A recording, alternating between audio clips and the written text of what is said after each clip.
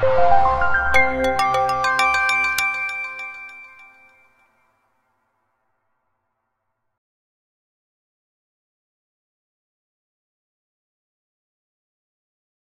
suis Béatrice Cahour, chercheur CNRS à Télécom Paris Tech. Donc je collabore actuellement avec Renault sur les usages du véhicule électrique et les besoins informationnels qui y sont associés. Avec Claudine Nguyen qui est en thèse CIFRE Renault et Christian Licop dans le cadre de l'Institut de la mobilité durable. Je crois que dans eCube, cette recherche est typique de ce qui peut se faire sur l'innovation en collaboration étroite avec des industriels.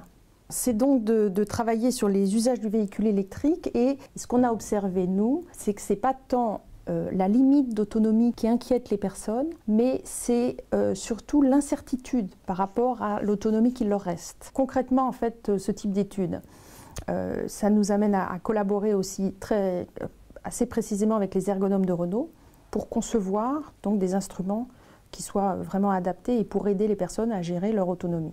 Je m'appelle donc Dominique Denec-Hamel et je suis responsable de la mission INSERM Association.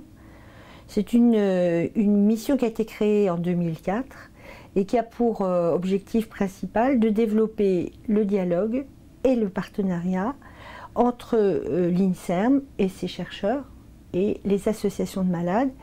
Ma rencontre avec le Centre de sociologie de l'innovation de Mines Paris Tech a été absolument clé parce que c'est avec les chercheurs du CSI que véritablement les conceptions d'une ouverture de l'INSERM aux associations de malades a pris corps et a pu petit à petit être élaborée.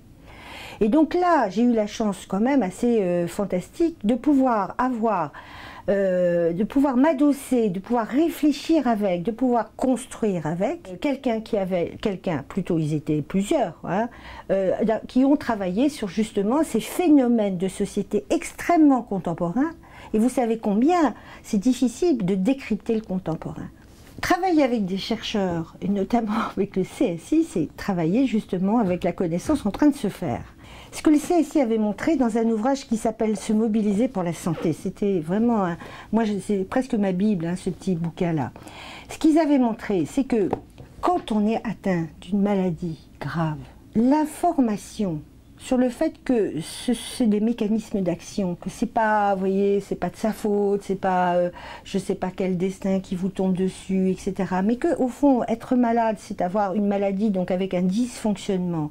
Ce que les associations nous disent, c'est que l'information venant de la recherche les aide à prendre de la distance par rapport à la maladie. Et dans cette distance, c'est la liberté qui renaît. Donc vous voyez, ça aussi, ça change l'idée que la recherche n'a pas de risque à travailler avec les associations, mais au contraire qu'il y a du bénéfice aussi pour la recherche. Donc moi je suis Samuel Le Petit, je suis le cofondateur de Actialuna, qui est une entreprise centrée sur l'ergonomie de la lecture, l'ergonomie du livre numérique. On prépare des systèmes de publication complets. En fait, on est des ergonomes de la lecture numérique. La lecture et le livre étant liés à des contenus artistiques, d'écriture ou d'image, l'ergonomie de la lecture implique d'avoir une compréhension, une connaissance, voire de participer au travail créatif. Et puisque l'ergonomie, c'est aussi les gens qui le lisent, eh ben, il faut qu'on travaille avec les lecteurs. On avait des besoins techniques et scientifiques qu'on n'avait pas, mais on en avait besoin. Donc nous, on a prouvé qu'on en avait besoin, si vous voulez. Et en prouvant qu'on en avait besoin, l'Institut Télécom nous a accueillis ici et voilà, et on a étoffé notre équipe technique, on a consulté des enseignants, on a profité de l'accompagnement de l'incubateur, on a été formé sur différentes choses. Je suis Dominique Levent, rattachée à la direction de la recherche, en charge d'un nouveau département qui a été créé il y a 3 ans, qui s'appelle Créativité Vision, dont l'objectif est de voir loin et large. Donc l'innovation est centrale pour Renault et notre partenariat avec le CGS est très ancien. Il date de plusieurs dizaines d'années. On a travaillé ensemble sur l'élaboration de la méthode CECA, en travaillant finement autour d'exemples concrets d'innovation de Renault. L'objectif de cette démarche, c'était de nous aider à construire nos propres outils pour rendre plus robuste l'exploration des concepts en rupture, notamment beaucoup les innovations en rupture, qui ne peuvent pas être traitées de la même façon que les petites innovations apportées par les fournisseurs. Nous soutenons fortement l'initiative e-Cube, où on voit que le mariage des différentes disciplines, le plus en amont possible, rend beaucoup plus fertile le terrain des explorations en termes d'innovation. Personnellement, je suis à la direction technique de Thales Avionics en charge des coopérations en recherche et technologie, entre autres. Constatant l'accélération du rythme de l'innovation, pour nous, il était nécessaire de proposer à nos équipes projets de nouvelles méthodes pour les aider à innover de façon plus radicale, de les armer pour gagner la bataille des concepts.